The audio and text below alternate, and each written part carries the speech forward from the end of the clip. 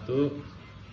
Saya Dimas Pratama dari kelas 12/6 absen 9 ingin menjelaskan tentang materi evolusi. Nah, jadi evolusi ini adalah proses perubahan makhluk hidup secara bertahap dalam jangka waktu yang lama yang menyebabkan munculnya spesies baru. Nah, yang kedua itu ada bukti-bukti evolusi. Nah, yang pertama ini fosil. Fosil adalah sisa-sisa atau jejak makhluk hidup yang menunjukkan perubahan bentuk dari waktu ke waktu. Yang kedua, anatomi perbandingan. Nah, anatomi perbandingan ini adalah homologi, kesamaan struktur karena nenek moyang yang sama, dan analogi itu kesamaan fungsi tetapi bukan nenek moyang yang sama. Nah, yang ketiga ini ada embriologi. Nah, embriologi ini adalah kesamaan perkembangan embriologi menunjukkan hubungan evolusi. Nah, yang ketiga ini biokimia dan genetika adalah kesamaan DNA dan protein menunjukkan hubungan kekerabatan antar spesies. Nah, yang ketiga ini adalah mekanisme evolusi. Yang pertama adalah seleksi alam. Yang diartikan itu adalah natural selection. Artinya diajukan oleh Charles Darwin. Seleksi alam menjelaskan bahwa individu dengan sifat yang lebih cocok dengan lingkungannya memiliki peluang lebih besar untuk bertahan hidup dan berkembang biak. Nah, yang kedua ini adalah mutasi.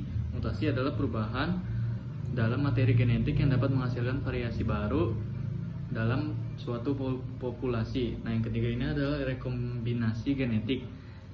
Adalah proses penyilangan gen saat reproduksi seksual yang menghasilkan variasi keturunan. Nah, yang terakhir ada deriv genetik. Nah, deriv genetik ini adalah perubahan frekuensi alel dalam populasi akibat faktor acak. Nah, yang terakhir ini adalah aliran gen atau gene flow.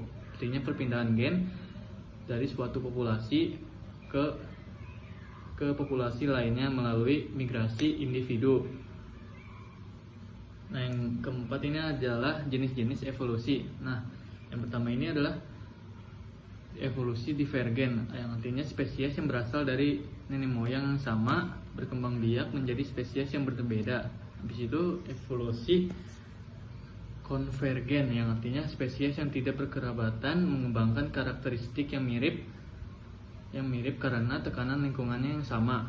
Nah, yang terakhir ini ada evolusi paralel, yang artinya spesies yang berkerabat dekat berkembang secara serupa meskipun berbeda lingkungan berada di lingkungan yang berbeda.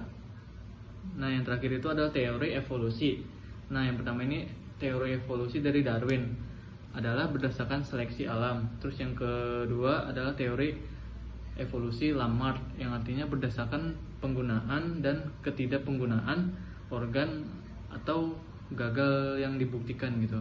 Terus yang terakhir adalah sintesis modern evolusi, yang artinya menggabungkan Darwinisme dan genetika modern. Nah, contohnya itu contoh evolusi pada hewan. Nah, contohnya itu pada jerapah Girafa camelopardalis, yang dahulu itu jerapah memiliki leher yang pendek akibat persaingan mendapatkan makanan di pohon yang tinggi. Nah, jerapah ini dengan leher yang panjang lebih mampu bertahan hidup dan berkembang biak. Seleksi alam menyebabkan jerapah berevolusi